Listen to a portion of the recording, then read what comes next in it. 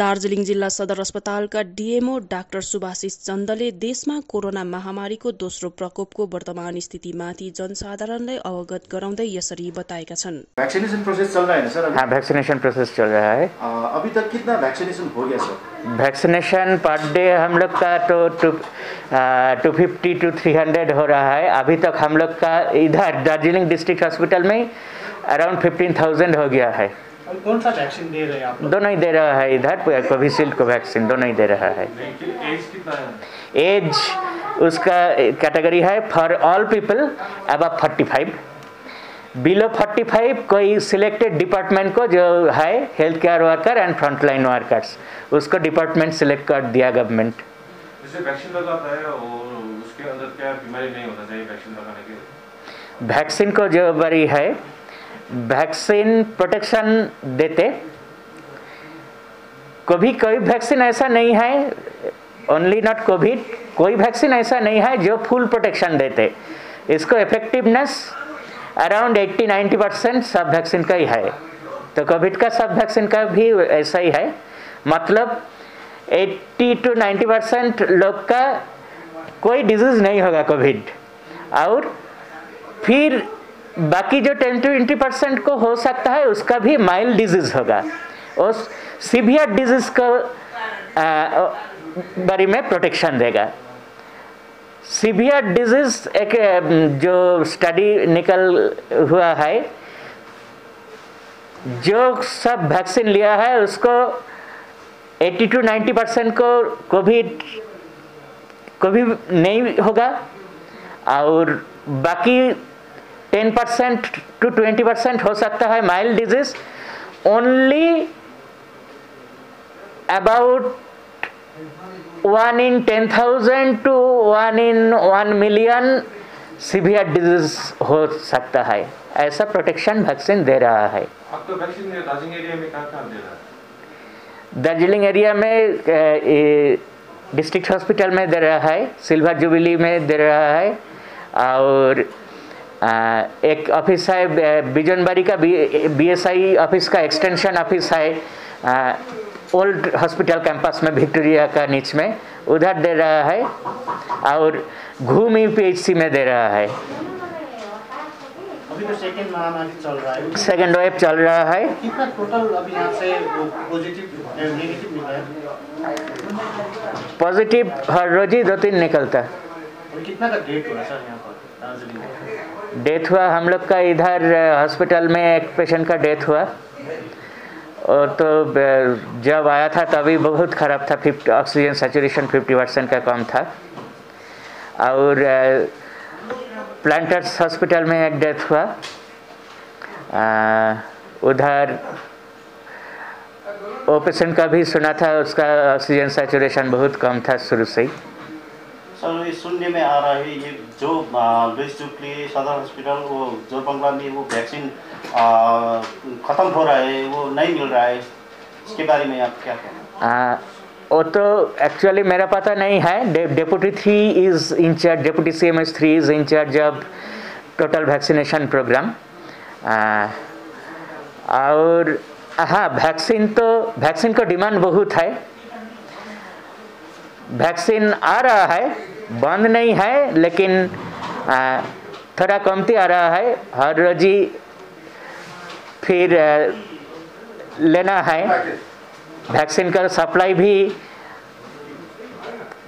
कमती आ रहा है रेगुलर, लेकिन कमती आ रहा है, इसलिए हम लोग का भी हर रोज ही लेना है, लेकिन बंद नहीं हो गया। हाँ, आपने बोला 14 to 15,000 वैक्सीनेशन हो गया। हाँ। लेकिन टाउन एरिया में 7 to 8 लाख पॉपुलेशन है, उन रिमेनिंग उन लोग को वैक्सीनेशन कैसे प्रोवाइड करेंगे, इतना नंबर में? ना, अभी तो गवर्नमेंट का first programme is above 45 full cover करने के बाद उसका बाकी स्टार्ट होगा। और सेंट्रल गवर्नमेंट जो बोला था कि मई से स्टार्ट होगा, मई महीना में स्टेट गवर्नमेंट बोला 5 में स्टार्ट करेगा, तो इसलिए तो हम लोग जो सुना है कि प्रोडक्शन बढ़ाने के लिए बोला है, और शायद स्टेट गवर्नमेंट भी प्रोक्योर करेगा। प्रोडक्शन बढ़ाने से और स्टेट गवर्नमेंट प्रोक्योर करने से शायद मई में थोड़ा ज़्यादा होगा सप्लाई।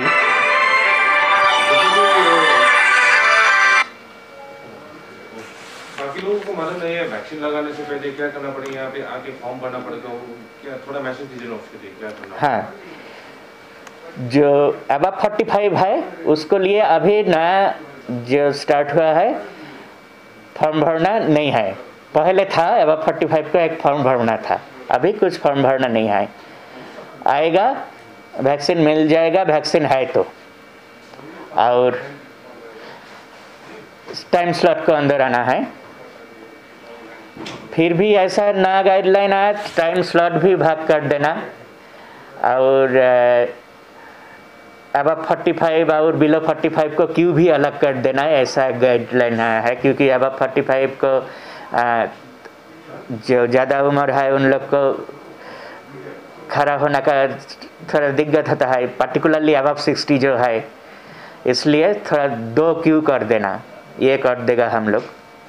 सर जी, सबसे महत्वपूर्ण बात ये है कि देखिए अभी जो है डे बाय डे कोविड जो है बढ़ता जा रहा है, ठीक है। तो क्या है कि कल का जो इंसिडेंट हुआ कि 3 मरीजों की डेथ हो गया, उसके बाद यहाँ पर क्या तीन का तो पता नहीं है, 2 का पता है। हाँ, 2 का डेथ हो गया। तो उसके बाद यहाँ पहाड़ पर क्या हो रहा है कि आम जो जनता जो है, लोग जो है वो पूरा डरे हुए हैं। डरे हुए होना चाहिए, हाँ, होना चाहिए। ये डरे या ना डरे, हाँ, इसके बारे में थोड़ी बहुत क्लैरिफिकेशन। लेकिन हाँ, क्लैरिफिकेशन, डर में किसी को अलग, किसी को ये कर देगा, किसी को स्टिग्मेटाइज कर देगा, ये भी होना नहीं चाहिए। मैं बोलेगा कि मास्क तो पहनना जरूरी है, डिस्टेंसिंग मेंटेन करना जरूरी है। और एक बात मैं बोलूँ, बाहर जाना तो है, लॉकडाउन तो जारी नहीं है, लॉकडाउन में और अलग प्रॉब्लम भी है, इकोनॉमिक प्रॉब्लम भी है, लेकिन काम करने के लिए बाहर होना है, जिसको प्रोफेशन के लिए, प्रोविजन के लिए, खाना दवाई ये सब लाने के लिए बाहर होना जरूरी है। कोई इमरजेंसी पड़ेगा तो इलनेस, डेथ, ऐसे लिए इसको लिए बाहर होना तो जरूरी है, लेकिन without any purpose, only for entertainment बाहर होना अभी ठीक नहीं है, खतरा है, ठीक नहीं है। खुद का भी खतरा है, दोनों दूसरा की का भी खतरा है। जैसे कि यहाँ पे यहाँ का आम जनता वो थोड़ा फीवर होने से भी डरता है, हॉस्पिटल में कोविड डाउट करेगा, ये करेगा, वो टेस्ट करेगा, इसके लिए आप क्या मैसेज देते हैं? हाँ, कोई भी सिम्टम हो तो टेस्ट करना तो ठीक ही है, लेकिन डरने का बात नहीं है। पहला बात कि कोविड का मैक्सिमम केस एसिम्टोमेटिक और माइल्ड सिम्टोमेटिक, और सीवियर केस बहुत कम होता है। एसिम्टोमेटिक और माइल्ड सिम्टोमेटिक घर में आइसोलेशन में बैठ सकता है, कोई भी प्रॉब्लम नहीं होगा। और उसका नेबर्स जो है उनका भी स्टिग्मेटाइज्ड होने का ज़रूरत नहीं है। पेशेंट को, घर का आदमी का स्टिग्मेटाइज करने का ठीक नहीं है। वो खुद बाहर जाने नहीं सकता तो उनका